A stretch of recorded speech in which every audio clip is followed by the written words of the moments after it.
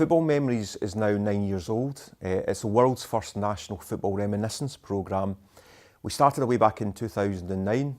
Initially, it was a meeting of historians, club historians, in a heritage network here at Hampden Park that the Football Museum had hosted. And at the end of that, Michael White, my colleague, Falkirk FC historian, actually stood up at the end of the meeting and started to talk about work he was doing locally, working with elderly fans with dementia in Falkirk. And he mentioned the fact is that there was almost a transformation if you could get the right images and connect with that particular fan and show him memories of the past. It had a transformative effect on the people in the group.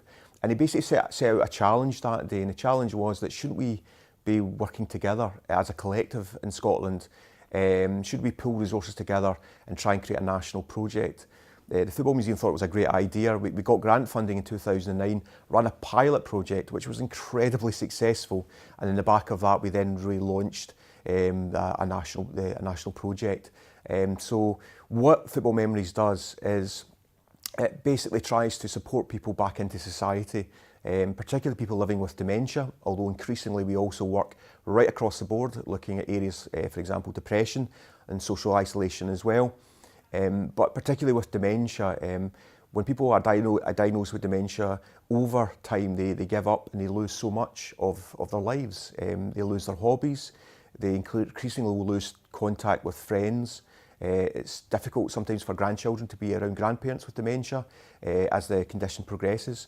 And so the idea of Football Memories was to bring people back into a sociable environment, into community groups, where you could mix with other football fans and really reminisce about the past and talk about the way football used to be played, etc. And do so in a really kind of friendly environment. And it's worked phenomenally well. We have groups right across Scotland now. Every day there are Football Memories groups meeting in order to deliver that kind of impact. Football is a very emotional subject.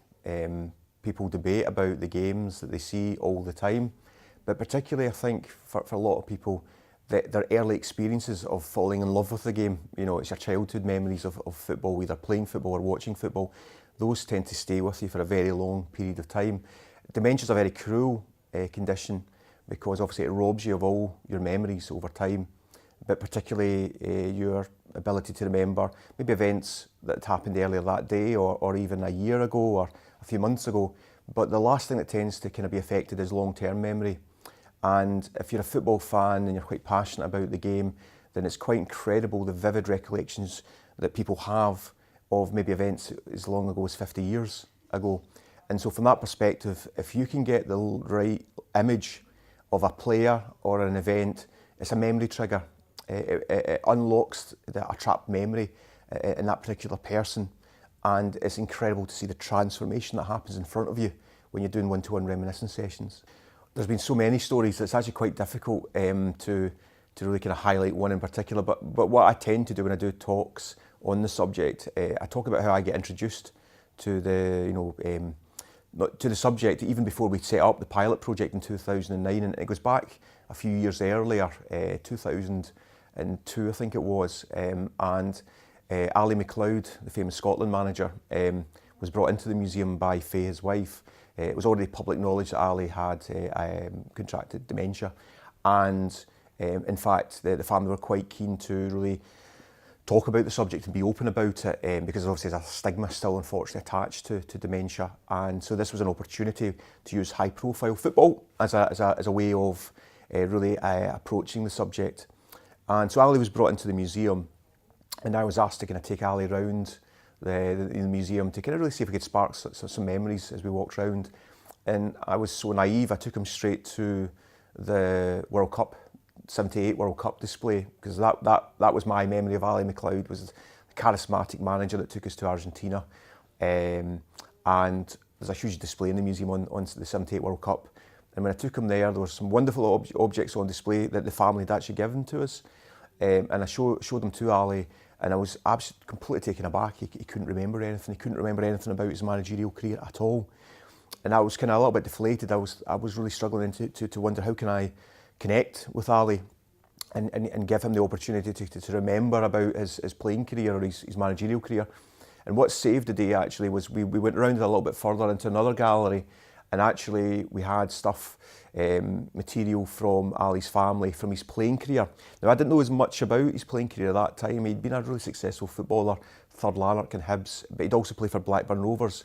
Had got to the FA Cup final in 1960, and although Blackburn lost the match, he was man of the match. Had a brilliant game. When I showed him the shirt, we had his shirt on display, the Blackburn Rovers shirt. When he saw that shirt and we talked about the game, he could name the entire team from goalkeeper to outside left without drawing a breath. It's incredible, the transformation. He could remember vivid aspects of his playing career. So that was a learning curve for me personally, that you've got to really work to try and engage with people, to try and make sure that you get the right images. It doesn't work all the time just by showing them any images. You've got to get the right images. But that day with Ally MacLeod was a complete eye-opener for me. First introduction to dementia, and I really, as the project then started to develop in 2009, I think that was something certainly that I took into the project, that kind of knowledge, as we started to try and work with other groups. There's lots of different ways to get involved. Obviously, the big area for us is to try and continue to support the groups that we already have, groups across Scotland.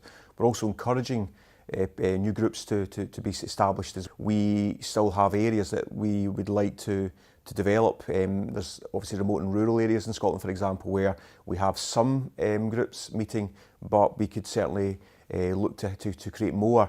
So the best way to do it is to contact myself, to either via the Scottish Football Museum, you can get us on the website, or directly through footballmemoriescotland.co.uk, which is our resource website.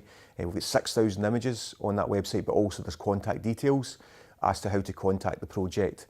So anybody that has an interest at all, maybe likes football, would like to maybe help to run a group or be involved in a group, that's the best way of doing it. The important thing to say here is that you don't get thrown in at the deep end.